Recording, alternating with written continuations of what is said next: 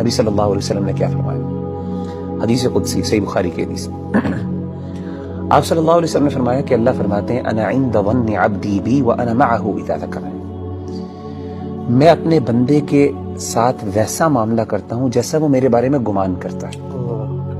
اگر میرے بارے میں اچھا گمان کرتا ہے میں اس کے ساتھ ویسے ہی معاملہ کرتا ہوں، اگر وہ میرے بارے میں نیگیٹو ہوتا ہے تو میں اس کے ساتھ اس طریقے سے معاملہ کرتا ہوں. آپ نے کیا فرمایا؟ وَأَنَا مَعَهُ إِذَا ذَكَرَنِي، جب وہ میرے بارے میں ذکر کرتا ہے، مجھے یاد کرتا ہے، میں اس کے ساتھ ہوتا ہوں.